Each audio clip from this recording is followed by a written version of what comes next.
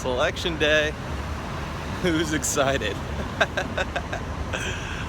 Oh man, this election season and watching what people are doing to themselves and their fellow human beings is honestly a little shocking for me to see about how we can be so divided and that how we can eat up all this negativity that the news and our candidates throw at us. Like, we just eat it up without even stopping to think like, I wonder if that's, I don't know, a proper way to treat a human being. I wonder if that's helping the situation by being so polarized and negative that it starts, you start really impacting other people.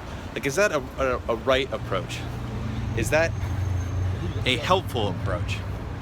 You have on both sides, you have people that if you start talking about if you're a Republican or a freaking Democrat or libertarian or whatever, that you're somehow an asshole for your own beliefs. And I just think that that's completely an inappropriate way to have intellectual conversations and to talk about things. You're not going to fix things by yelling at people and making them a bad guy. You're not going to fix things by, calling them an asshole. So this whole election season it mind boggles me that we're at an age where we're at and we still get so emotionally triggered because we don't know how to handle our emotions that we start attacking one another without even seeing the bigger picture, right? I gotta stop here. Without seeing the bigger picture, let's see if I can make it, and understand how this behavior impacts not only our kids, our young ones, the youth, but how we're setting examples by our own shitty behavior. So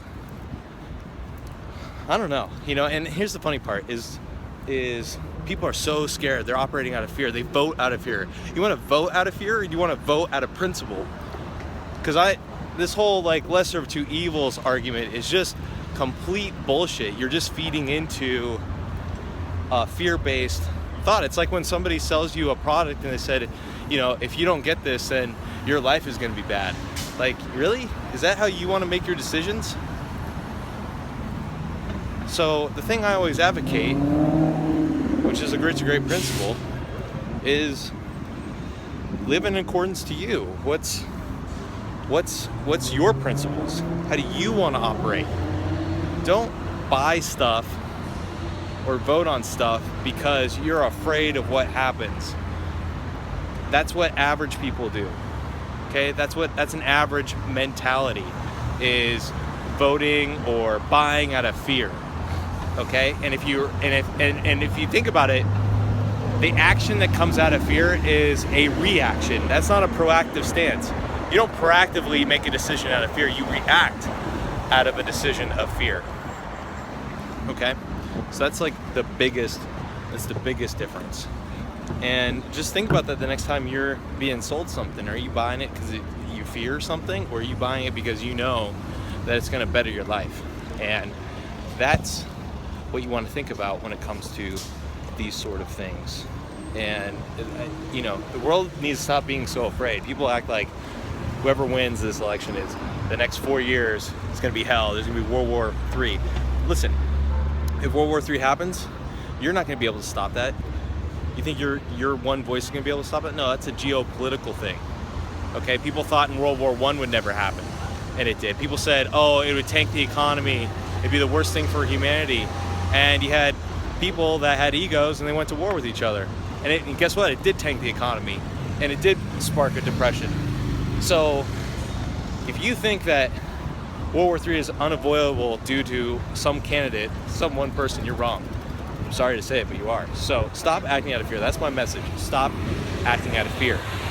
Start making choices based on principles. Not out of fear, but on principles. What do you principally believe? And you're not right or wrong for what you principally believe. But stand up for your principles. Don't stand up for your fears.